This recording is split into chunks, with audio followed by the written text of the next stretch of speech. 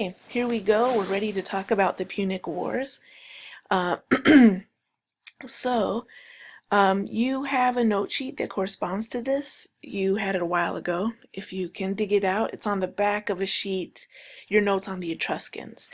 So you can get that out and follow along, or add to your own notes that you've taken on the Roman reading packet. So, let's look at the map here. So last we discussed, right, Rome has slowly but surely emerged from just being a little city, being ruled by the Etruscans, to the big boss of the Italian peninsula. And so they're starting to then stretch their muscles a little bit here. Now, Carthage, right, as you recall, was founded by the Phoenicians 500 years ago. And in case you're wondering, the Latin for Phoenicians is Punicus. So now you know where the name Punic Wars comes from. So Carthage was the big boss here, especially of the Western Mediterranean. And they essentially had banned Rome from trading in the Western Mediterranean. And because Rome had no navy, they couldn't really do anything about it. And Carthage was extremely wealthy, and they had a mercenary army, which we'll see will cause trouble in the future. And so a mercenary army, remember, is an army built from people who are fighting for money, not necessarily that they're Phoenicians or Carthaginians or fighting for, national glory, anything. So, so the conflict then here becomes over Sicily. As you can see, half this island is controlled by Carthage, and this other half is starting to be controlled by Rome. And they had sort of this agreement, and then a local dispute eventually will drag them into the First Punic War.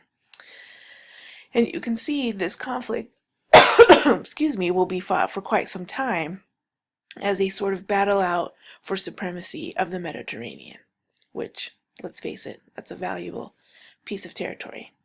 Okay, so for the three wars, the first war, as we mentioned, is a conflict over Roman expansion, as they're settled here in Syracuse, and over a local conflict over Sicily in general, brings them to conflict with Carthage. In the First Punic War, we'll see Rome have success and start to take over some of the trading cities of the Carthaginians, and so the Carthaginians mostly then head into Spain to do some work there. Plus, they are mad at their losses in the First Punic War. But once again, after, I don't know, probably a decade of conflict, Rome defeats Carthage again in the Second War after some pretty heavy losses. And then there's a time of peace, and then the third war, Rome looks for kind of a final reason to take out Carthage once and for all. So let's start with the First Punic War.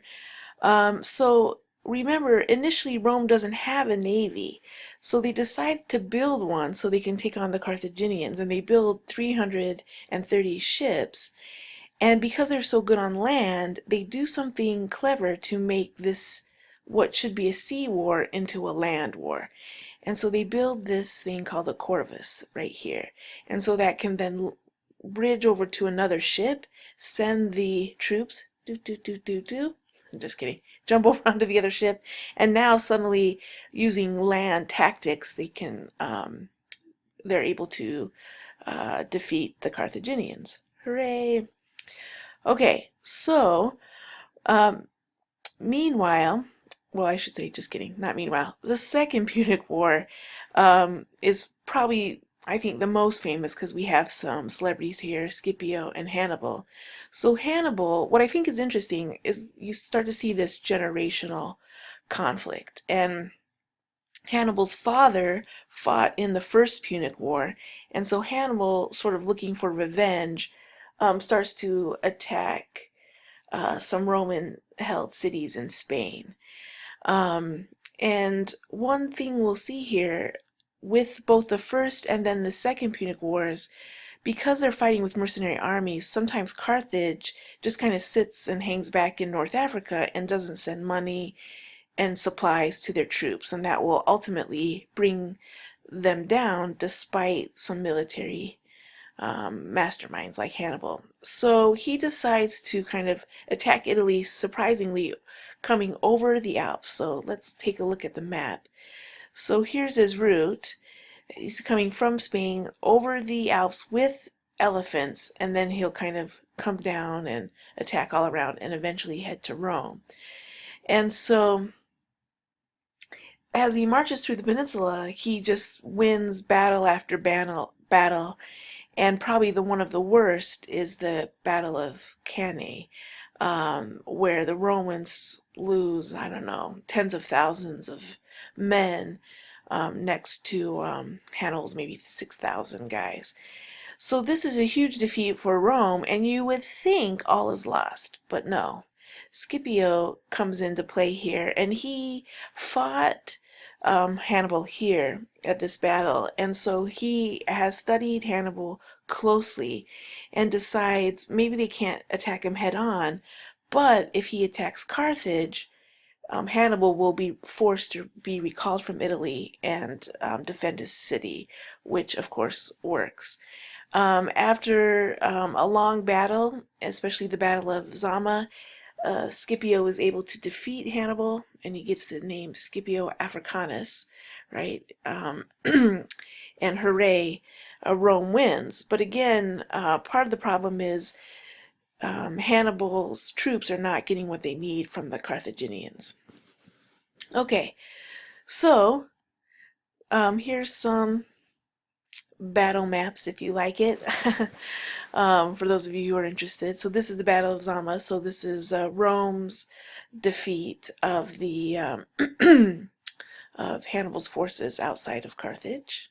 So ponder that, you military people. And here is a breakdown of I don't know. I just added this just in case you guys are interested, but you can kind of see what's at stake here, and then why it was such a big loss then for the Carthaginians. Okay, so 50 years of peace, and you think it's over, but wait, there's more. So the third the Third Punic War is essentially, by this point, Rome is getting pretty tough here, right? They have, while Carthage sort of chilled out in between some of these wars, certainly in the midst of, like, I think the Second Punic War, Carthage, or maybe it was the First Punic War, Carthage was just kind of relaxing while the Romans never stopped, right? They kept building up their army, honing their skills, and so I think they just wanted to take Carthage out once and for all. And so they attack. After the Second Punic War, Carthage has to pay war debt for 50 years and all kinds of things, but it just wasn't enough.